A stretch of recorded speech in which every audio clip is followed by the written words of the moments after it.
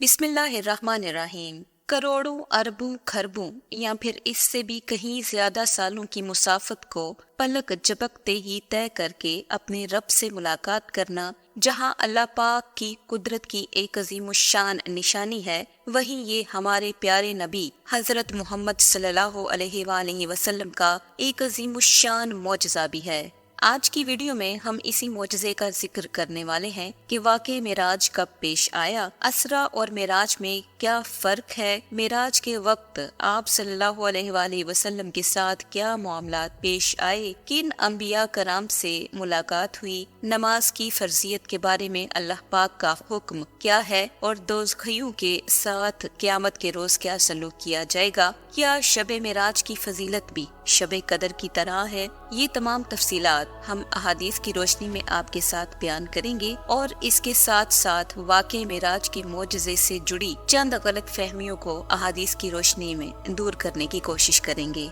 आपसे गुजारिश है कि अगर वीडियो के हवाले से आपके पास मजीद मालूमात हों तो हमें कमेंट करके ज़रूर आगाह कीजिएगा। सूरे बनी इसराइल में इरशाद बारी ताला है, पाक है वो ज़ात जिसने रातों रात अपने बंदे को मस्जिद हराम से मस्जिद अक्सा तक सैर कराई, जिसके इर्द गिर्द हमने बरकत रखी है ताकि हम उसे अपनी निशानियां दिखाएं। बेशक वो सुनने वाला देखने वाला है। असरा के मानी रात को ले जाने के हैं, यानी आप सल्लल्लाहु अलैहि वसल्लम का मस्जिद हराम से मस्जिद अक्सा का सफर, इसको असरा कहते हैं। और यहाँ से जो सफर आसमानों की तरफ हुआ उसका नाम मेराज है। मेराज अरूज से निकला है जिसके मानी चढ़ने के हैं, इसलिए इस सफर का नाम मेराज हो गया। इस मुकद्दस वाक़े को असरा और मेराज दोनों नामों से याद किया जाता है। नाज़रीन, इस वाक़े की तफसील कुछ यूँ है कि हज़ूर अकरम सल्लल्लाहु अलैहि वसल्लम के पास सोने का तश्त लाया गया जो हिकमत और ईमान से पुर था। आप सल्लल्लाहु अलैहि वसल्लम का सीना मुबारक चाक किया गया, फिर उसे जमजम से धोकर हिकमत और ईमान से भर दिया गया। उसके बाद बिजली की रफ्तार से ज्यादा तेज चलने वाली एक सवारी यानी बुराक लाया गया जो लंबा सफेद रंग का छुपाया था। उसका कद गधे से बड़ा और खच्चर से छोटा था। वो अपना कदम वहाँ रखता था जहाँ तक उसकी नजर पड़ती थी। उस पर सवार करके हजरत मोहम्मद सल्लल्लाहु अलैहि वसल्लम को बैतुल मुकद्दस ले जाया गया और वहाँ तमाम अंबिया कराम ने हजूर अकरम सल्लल्लाहु अलैहि वसल्लम की इक्तदा में नमाज पढ़ी। उसके बाद आप सल्लल्लाहु अलैहि वसल्लम को आसमान की तरफ ले जाया गया। सबसे पहले आसमान पर हजरत आदम अलैहिस्सलाम,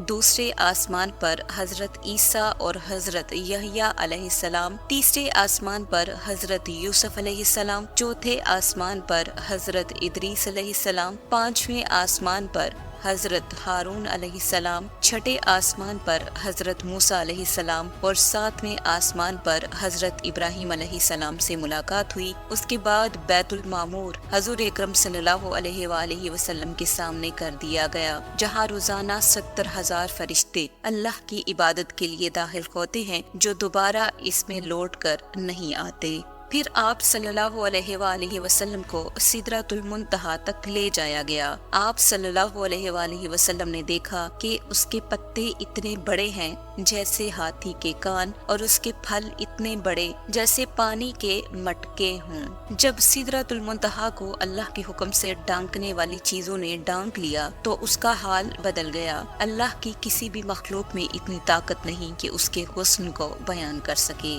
सिदरतुल मुंतहा की जड़ में 4 नहरें नजर आईं, 2 बातनी नहरें और 2 ज़ाहिरी नहरें। हुज़ूर अकरम सल्लल्लाहु अलैहि वसल्लम के दरियाफ्त करने पर हजरत जिब्राइल अलैहिस्सलाम ने बताया कि बातनी 2 नहरें जन्नत की नहरें हैं और ज़ाहिरी 2 नहरें फुरात और नील हैं। फुरात इराक में और नील मिस्र में है। नाज़रीन, मेराज की रात अल्लाह पाक ने 50 नमाजें फर्ज की। वापसी के सफर पर आप सल्लल्लाहु अलैहि वसल्लम की मुलाकात हजरत मूसा अलैहिस्सलाम से हुई तो उनके कहने पर हजरत मोहम्मद सल्लल्लाहु अलैहि वसल्लम चंद मर्तबा अल्लाह ताला के दरबार में हाजिर हुए اور نمازوں میں کمی کی درخواست کی۔ ہر مرتبہ 5 نمازیں معاف کر دی گئیں، یہاں تک کہ صرف 5 نمازیں رہ گئیں۔ جب حضرت موسیٰ علیہ السلام نے اس پر مزید کمی کی بات کہی تو آپ صلی اللہ علیہ وآلہ وسلم نے کہا، مجھے اس سے زیادہ کمی کا سوال کرنے میں شرم محسوس ہوتی ہے اور میں اللہ تعالیٰ کے اس حکم کو تسلیم کرتا ہوں۔ اس پر اللہ تعالیٰ کی طرف سے یہ آواز دی گئی کہ میرے پاس بات بدلی نہیں جاتی، یعنی ادائیگی میں تو 5 نمازیں ہوں گی مگر ثواب میں 50 ہوں گی۔ ناظرین، اس موقع پر حضرت محمد صلی اللہ علیہ وآلہ وسلم کو اللہ تعالیٰ سے انسان کا رشتہ جوڑنے کا سب سے اہم ذریعہ یعنی نماز کی فرضیت کا تحفہ ملا، اور حضور اکرم صلی اللہ علیہ وآلہ وسلم کا اپنی امت کی فکر اور اللہ کے فضل و کرم کی وجہ سے 5 نمازوں کی ادائیگی پر 50 نمازوں کا ثواب دیا جائے گا۔ اس کے علاوہ اس قانون کا بھی اعلان کیا گیا کہ حضور اکرم صلی اللہ علیہ وآلہ وسلم کی امت کے تمام گناہوں کی معافی ممکن ہے سوائے شرک کے، یعنی کبیرہ گناہوں کی وجہ سے ہمیشہ عذاب میں نہیں رہیں گے بلکہ توبہ سے معاف ہو جائیں گے یا عذاب بھگت کر چھٹکارا مل جائے گا، البتہ کافر اور مشرک ہمیشہ جہنم میں رہیں گے۔ اس عظیم سفر میں آپ صلی اللہ علیہ وآلہ وسلم کو جنت دوزخ کے مشاہدہ کے ساتھ مختلف گناہگاروں کے احوال بھی دکھائے گئے، جن میں سے بعض گناہگاروں کے احوال اس نیت سے بتائے جا رہے ہیں تاکہ ان گناہوں سے ہم خود بھی بچیں اور دوسروں کو بھی بچنے کی ترغیب دیں۔ ابو داؤد میں حضرت انس رضی اللہ تعالی عنہ سے روایت ہے کہ رسول اللہ صلی اللہ علیہ وآلہ وسلم نے ارشاد فرمایا کہ معراج کی رات ایسے لوگوں پر بھی گزر ہوا جن کے ناخن تانبے کے تھے اور وہ اپنے چہروں اور سینوں کو چھیل رہے تھے، اور یہ وہ لوگ تھے جو لوگوں کے گوشت کھاتے یعنی ان کی غیبت اور برائی کرتے تھے۔ حضرت ابو ہریرہ رضی اللہ تعالی عنہ سے روایت ہے کہ رسول اللہ صلی اللہ علیہ وآلہ وسلم کا معراج کی رات ایسے لوگوں پر بھی گزر ہوا جن کے پیٹ اتنے بڑے تھے جیسے انسانوں کے رہنے کے گھر ہوتے ہیں، ان میں سانپ تھے جو باہر سے بھی نظر آ رہے تھے اور وہ سود کھانے والے لوگ تھے۔ آپ صلی اللہ علیہ وآلہ وسلم کا گزر ایسے لوگوں پر بھی ہوا جن کے سر پتھروں سے کچلے جاتے تھے اور کچھ دیر بعد وہ پہلے جیسے ہو جاتے اور اس کے بعد ان کے سر پھر کچلے جاتے۔ اس طرح یہ سلسلہ جاری رہتا،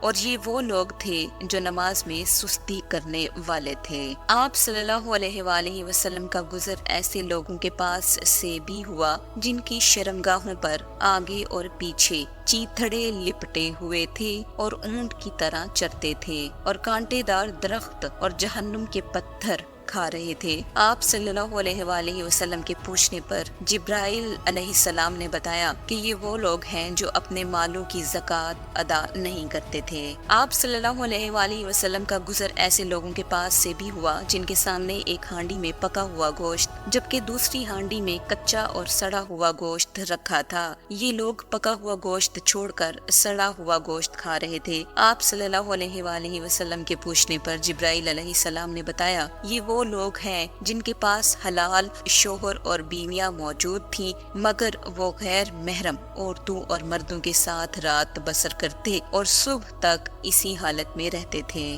ناظرین، اب بات کرتے ہیں ان غلط فہمیوں کے بارے میں جو ماہ رجب خصوصاً شب معراج کے حوالے سے لوگوں میں پھیل چکی ہیں اور جن کی حقیقت جاننا ہم سب مسلمانوں کے لیے بے حد ضروری ہے۔ ناظرین، صحیح سند کے ساتھ ثابت ہوا ہے کہ جب آپ صلی اللہ علیہ وآلہ وسلم رجب کا چاند دیکھتے تو یہ دعا فرماتے تھے جس کا ترجمہ کچھ یوں ہے، اے اللہ پاک، ہمارے لیے رجب اور شعبان کے مہینے میں برکت عطا فرمائیے اور ہمیں رمضان تک پہنچا دیجیے۔ اس لیے یہ دعا کرنا سنت ہے کہ اللہ پاک ہماری عمر اتنی دراز کرے کہ ہم اپنی زندگی میں رمضان کو پالیں۔ رجب کی شب کے بارے میں یہ مشہور ہو گیا ہے کہ جس طرح شب قدر گزاری جاتی ہے اور جو فضیلت 27 شب قدر کی ہے، کم و بیش شب معراج کی بھی وہی فضیلت ہے، یا پھر شب معراج کی فضیلت شب قدر سے بھی زیادہ ہے۔ اور پھر اس رات میں لوگوں نے نمازوں کے بھی خاص طریقے مشہور کر دیے ہیں کہ اس رات میں اتنی رکعات پڑھی جائیں اور ہر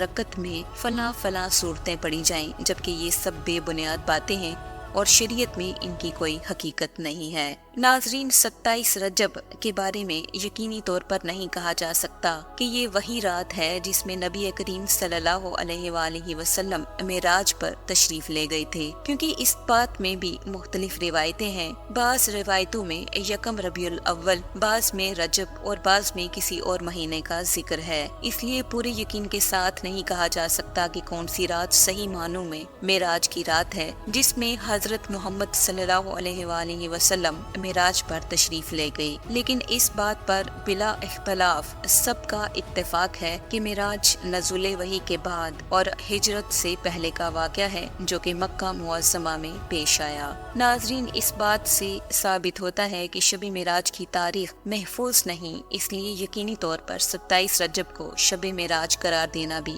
درست نہیں ہے، اور نہ ہی یہ بات ثابت ہے کہ آپ صلی اللہ علیہ وآلہ وسلم نے شب معراج کے بارے میں عبادت یا نفلی نماز اور روزے کا کوئی خاص حکم دیا ہو، یا اس کو منانے کا اہتمام فرمایا ہو، یا اس کے بارے میں یہ فرمایا ہو کہ اس رات میں شب قدر کی طرح جاگنا زیادہ اجر و ثواب کا باعث ہے۔ ناظرین، آپ صلی اللہ علیہ وآلہ وسلم کے دنیا سے تشریف لے جانے کے بعد 100 سال تک صحابہ کرام رضی اللہ تعالی عنہم دنیا میں موجود رہے۔ اس پوری صدی میں کوئی ایک واقعہ ایسا ثابت نہیں ہے جس میں صحابہ کرام رضی اللہ تعالی عنہم نے 27 رجب کو خاص اہتمام کر کے منایا ہو، لہٰذا جو چیز حضور اکرم صلی اللہ علیہ وآلہ وسلم یا صحابہ کرام نے نہیں کی اس کو دین کا حصہ قرار دینا، یا اس کو سنت قرار دینا، یا اس کے ساتھ سنت جیسا معاملہ کرنا درست نہیں۔ اللہ پاک ہمیں دین کے معاملات سمجھنے اور درست طریقے سے عمل کرنے کی توفیق عطا فرمائے، آمین۔